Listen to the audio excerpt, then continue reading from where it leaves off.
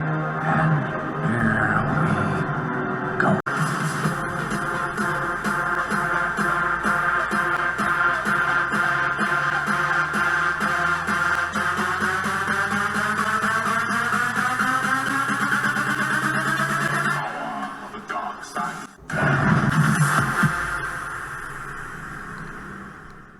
up with me, Extras, Droids, and Wookiees? It's Anna, also known as That Star Wars Girl, and today I'm going to be talking about the cancel culture hate mob that was organized to fire Gina Carano.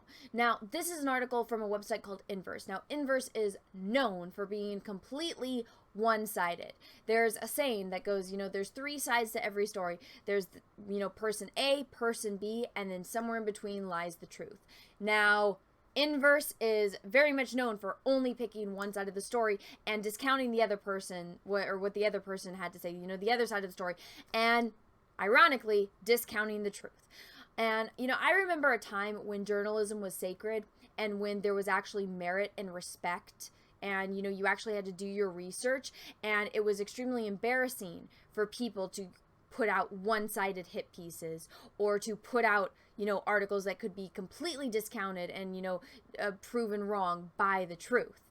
Now, stuff like this exists, but take in mind this was written by a 23-year-old. Now, to me, when I was 23 years old, I had been graduated from college, I was living on my own and working and paying all my bills. Mommy and Daddy didn't do any of that. Mommy and Daddy stopped doing that a long, long time ago. But nowadays, 23-year-olds usually still live with their parents, are not graduated from college, are not completely independent. Mommy and Daddy pay their phone bill. Mommy and Daddy pay their, their bills, their insurance, their car insurance, if they even do drive. They, put the roof over their head, the food, the clothes. They're not independent. They're not adults. They're not living in the real world. They're living in this very guarded, safe place, which is with Mommy and Daddy. And from this article, it is extremely apparent that all of these people that came after Gina Carano, and it even says it here in this paragraph, how did this happen? The firing of Gina Carano. An alliance of extremely dedicated and extremely young fans took it upon themselves to make sure everyone was included, even in the face of diversion. Inverse spoke to 3 people behind the hashtag Fire Gina Carano movement to find out how they got one of the Star Wars galaxy's biggest Star Wars stars fired, why it matters, and most importantly, what happens next. So right off the bat, it tells you, how did Gina Carano get fired? How did this hate mob, this cancel culture hate mob come to be? Well, it was an alliance of extremely dedicated and extremely young fans. So what does that tell me?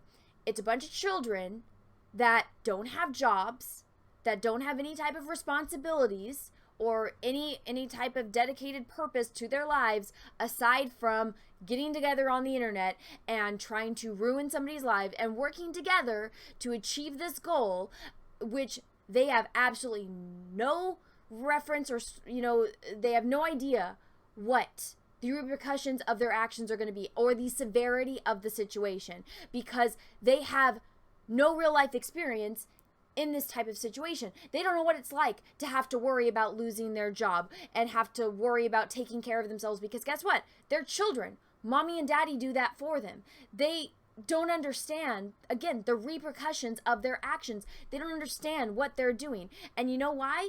It has to do with, oh my gosh, the pronouns in their bios. And this even links, Ryan Canal's tweet. It says, oh, this all started because Gina liked Ryan Canal's tweet from RK Outpost. It's like, well, hey, guess what? Ryan, this is all your damn fault. How dare you, Ryan? It's your fault that Gina liked your tweet, and that because of that, these children lost their fucking minds, and they're like, Ree, you like this tweet. And it's like, did you ever understand the concept of, hey, don't worry about other people, worry about yourself?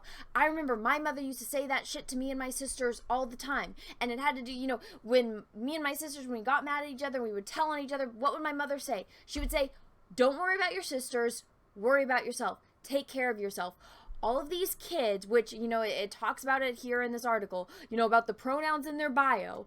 They talk about, that led to a number of accounts replying to or explaining why people put pronouns in their bios, not just to support and solidarity with trans people, but just to make it easier to speak to each other.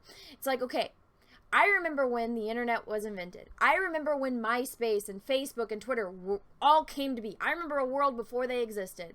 And guess what? We all communicated just fine without pronouns in our bios. This is a new problem that these children created because they live in this real weird digital world where they don't know how to communicate with people. They don't know how to, real life communication works or how to interact with real people, and they need these things. And they don't have that real life experience that comes with not being on the internet 24/7, not being on the internet 12 hours a day, and you lose your mind if a person doesn't have pronouns in their bio. It's if these kids, if the internet didn't exist, if you turn off your internet, would any of this matter? Would what Gina Carano tweets matter to you in your life? Would these weirdos that you've never met before, that you're all in these weird, groups on Twitter, on Slack, on Discord, would it matter if you got disconnected from the internet? Would it matter what their opinions were? Would it matter what the pronouns in their bio were? Guess what? It wouldn't. 99.9% of the time, it's not going to matter. So don't worry about it. But these kids don't get that. And so they lose their mind over somebody not putting pronouns in their bio. And so they go on this hate campaign to harass Gina Carano. And guess what?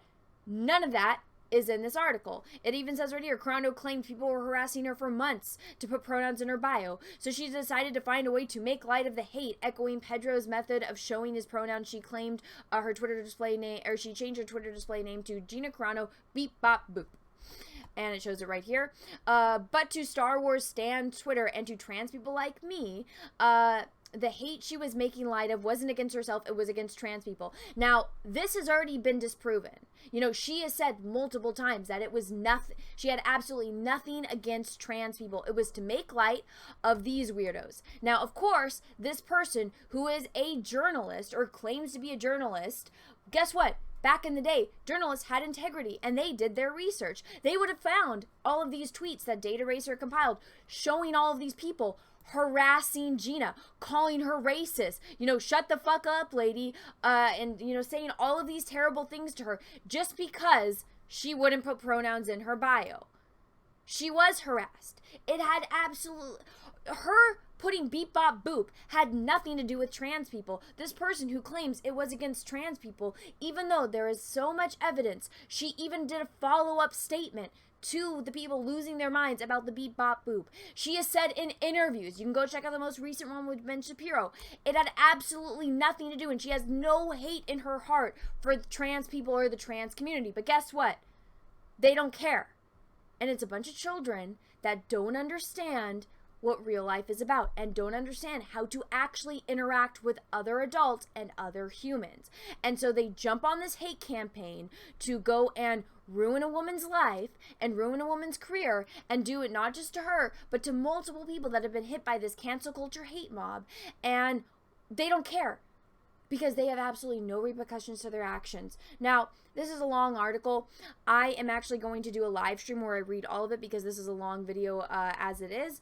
But it just goes to show that these people live in their little bubble and they don't understand the way real world works. This person that's writing this article, Deus, doesn't understand how the real world works and makes all of these accusations and all of these claims that could easily be, debunked with actual research. Because guess what? The evidence is out there. You just got to find it. Go fucking watch X-Files and, learn where those quotes come from.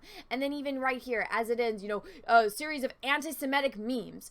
Again, this isn't true at all. Heck, again, Ben Shapiro, the Jewish of the Jews that he himself claims himself to be, which, he's an Orthodox Jew. He didn't find anything about it anti-Semitic. My friend, Jesse Milestone, who is also Jewish, straight up said, that's not anti-Semitic. Yes, Jewish people get annoyed, and not just Jewish people. I'm not Jewish. I get annoyed by Holocaust comparisons because, if you do your research on the Holocaust, nothing in today's society even comes close to what the Holocaust was. So it is irritating to see Holocaust comparisons. But nothing she said was anti-Semitic. Nothing. So again, a little bit of research goes a long way, and this article is just absolutely ridiculous, but I don't expect anything less from Inverse, and I think it's ironic that this person owned themselves by, you know, exposing the fact that, you know, yes, it's a bunch of children, it's a bunch of young kids that all got together and lost their mind, you know. An alliance of extremely dedicated and extremely young fans took it upon themselves to make sure everyone was included, meaning all of these kids got together in their little groups to harass and get a woman fired because guess what? They don't understand the severity of the situation. Everyone, let me know what you think about this video in the, you know, comment section of this video.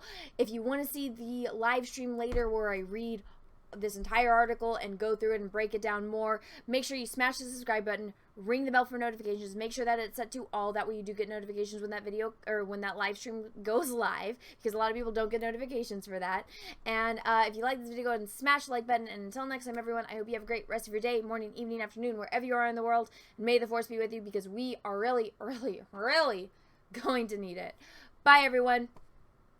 Hey everyone, I just wanted to let you know, if you didn't know already, that I have an Etsy where I sell prints of my artwork. I got horror villains, Marvel, DC, and Star Wars characters. The latest Star Wars character that I just added was the one, the only, Gina Carano as Cara Dune. Now, Gina herself even loved the painting.